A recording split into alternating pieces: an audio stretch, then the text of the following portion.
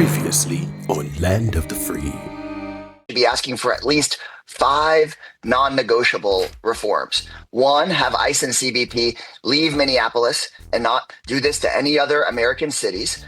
2, a thorough and independent investigation into the killings of Miss Good and Mr. Preddy. 3, the masks need to come off. 4, ICE should not be allowed to arrest and deport U.S. citizens anymore. And 5, we need to stop these indiscriminate mass arrest quotas and warrantless arrests. So, shutting down the entire system. You can get somebody else because I won't do it. Shutting down the system is the only way to wipe out everything that he did.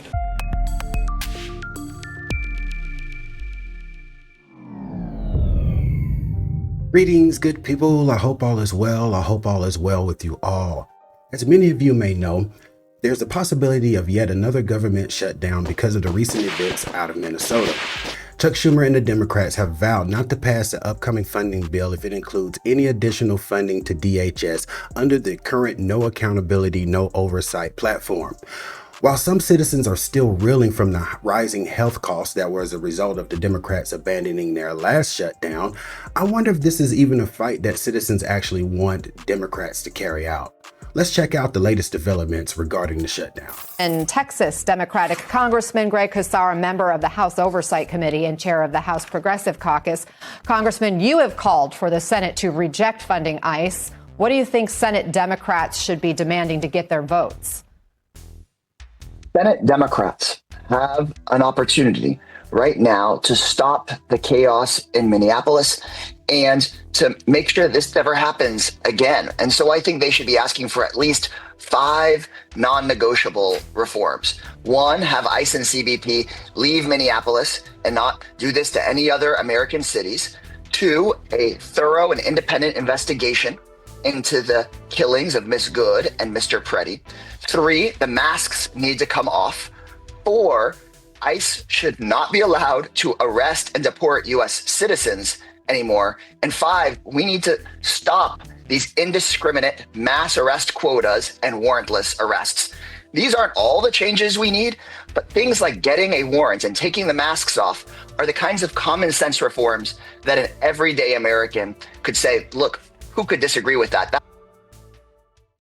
I mean, I thought, just pausing right here right quick. I saw those demands. I don't know about demanding ICE completely leave a city and not go into another city. But I do get wanting reforms around the tactics that are used. I definitely get the mask situation. One of the demands I thought that they would have added in there would have been the use of body cams. One of the reasons I think that's a good idea, well, 2 reasons. Number 1 is mainstream law enforcement uses body cams. In most cities, counties, states, etc., beat cops use body cams, both for their safety and their quote unquote court proof, as well as the citizens. I think that if these ICE agents actually had body cams that functioned, don't do all of that, oh my God, it went out some kind of way, body cams and cameras in their cars, I won't say it would keep people from filming them constantly, but it would probably make a lot of citizens not feel the need to do it if there was a recording device, something monitoring their activity. The problem is that no one is really monitoring their activity, and then when something happens, it's DHS's / ICE's word against a lot of times a dead person. So I would think cameras should be in the mix, but let me let them finish. That's what the Senate Democrats should be fighting for. If there is no agreement, however, we could see a partial government shutdown, as Ali just outlined for us. We already saw the longest government shutdown in our country's history last year when your party took a stand on extending Obamacare subsidies. Here we are months later, though, and those subsidies still haven't been extended. Why should people expect different results out of another potential shutdown? Yeah, why? Well, in this case, Democrats have said we could fund 95% of the government if the Republicans put those votes up tomorrow in the Senate. The question is, are Republicans going to hold all these agencies hostage, all because they don't want to even vote on some of the common sense reforms to ICE that I just laid out. Let's be really specific, because I think that's what people deserve here. The Democrats have asked for things like ICE should not be allowed to deport American citizens. Republicans are saying no. Are Republicans going to shut down the government because they want to protect ICE's ability to deport American citizens or arrest people without warrants? Really? I don't know the answer to your question, and I don't know if that is specifically what's, the clincher for some Republicans to maybe not go along with all of the Democratic demands. We are seeing a change in tone from some of your colleagues, though, across the aisle when it comes to immigration enforcement, and specifically what's happening in Minnesota. At least 10 Republican senators have now released statements calling for an independent investigation into the Preddy shooting. And I want to play what your fellow Texan, Republican Senator Ted Cruz, had to say about toning down the rhetoric. The problem is, particularly for someone not paying attention, if you're being told this is a mom of three and there's no indication, she's not waving an ISIS flag or doesn't have a suicide vest around her. Yeah. Escalating the rhetoric doesn't help, and it actually loses credibility. And so I would encourage the administration. And if you're not on the quote unquote timeline, storyline with all of the responses regarding the Preddy incident, DHS and some ICE officials and even Deputy Secretary Miller came out calling him a wannabe assassin, doing the domestic terrorist thing. I want to say Greg Bonvino said that he wanted to inflict maximum damage on ICE agents, saying these things with no evidence. And that's what Ted Cruz is pointing out, that if you don't know that this is a mom of three and doesn't know that she's not waving an ISIS flag or doesn't have a suicide bomb, you're going to listen to a lot of these statements and then you're going to say, oh, well, that's what they get for, et cetera, et cetera. So that's what Ted Cruz is calling from on that. To be more measured, to recognize the tragedy and to say we don't want anyone's lives to be lost, and the politicians who are pouring gasoline onto this fire, they need to stop. Congressman, do you agree with what we just heard from the senator? I mean, let's get this straight. People speaking out is making a difference. The fact that you have Ted Cruz saying that the rhetoric needs to get turned down, that doesn't happen often.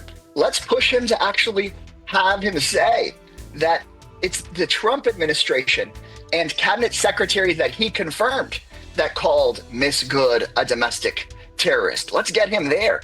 The fact that you have people like Ted Cruz waffling, the fact that the NRA, the gun lobby, is starting to speak out against Trump officials, that shows that they know that they are in the hot seat right now. So that's why right now Senate Democrats need to push for these common sense reforms, like getting masks off of ICE and invest. And very quickly, the fact that he brought up the NRA, because of course, Mr. Preddy was armed. Mr. Preddy, as far as the video footage and everything, the partial investigations that have taken place so far, we have not seen any evidence regarding him brandishing a weapon, pulling the weapon. As a matter of fact, one of the latest videos show that the weapon was actually on the ground at the time of the accident, so to speak. And this goes against some of the argument for the Second Amendment, which I'm a proponent of the Second Amendment within confines. I don't believe everybody should be running around with Rambo weapons, but that's a different topic for a different discussion. But we always hear the saying that the only way to stop a bad guy with a gun is a good guy with a gun.